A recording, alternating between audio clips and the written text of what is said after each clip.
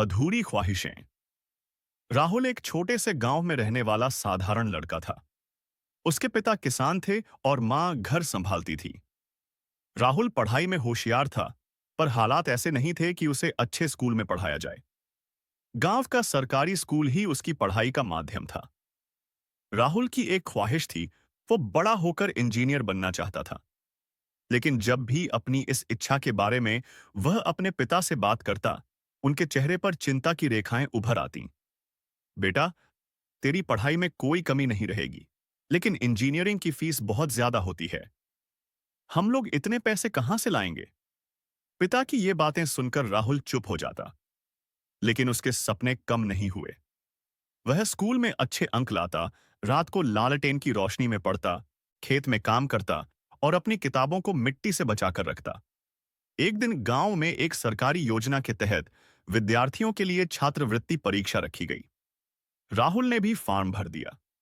गांव के मास्टर जी ने उसे और भी उत्साहित किया। राहुल, ये परीक्षा तेरी जिंदगी बदल सकती है। मेहनत कर। राहुल ने दिन रात एक कर दिए। गर्मी की धूप हो या ठंडी रातें, वह अपनी किताबों में डूबा रहता। आखिर परीक्षा का दिन आया। राहुल ने परीक्षा दी और दिल में उम्मीद लेकर घर लौट आया। कुछ दिन बाद परिणाम आया।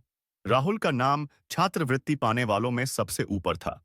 पूरे गांव में खुशियां फैल गईं। राहुल की मां ने उसे गले लगाकर आशीर्वाद दिया।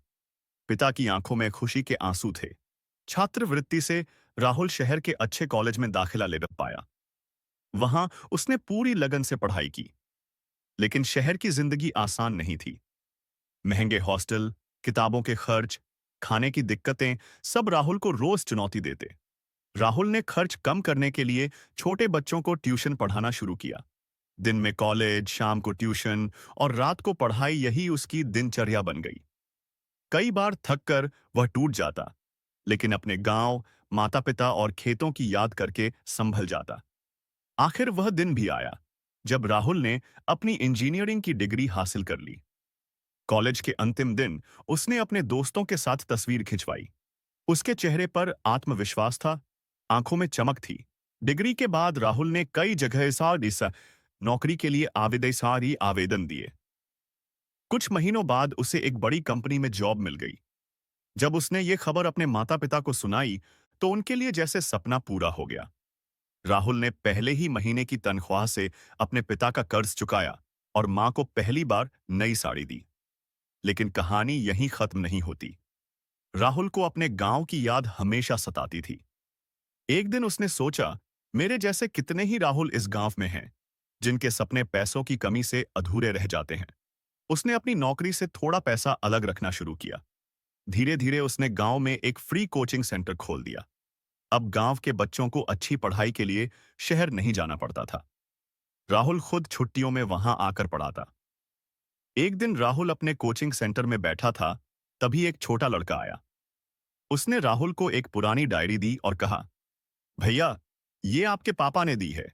इसमें आपके बचपन की कुछ बातें लिखी हैं। राहुल ने डायरी खोली। उसमें लिखा था, मेरा बेटा एक दिन बड़ा आदमी बनेगा। मैं उसके सपनों के लिए जितना कर सकता हूं करूंगा। अगर कभी मैं उसके साथ न रहूं, तो उसे कहना कि वह अपने गांव को न भूले। राहुल की आंखों में आंसू आ गए।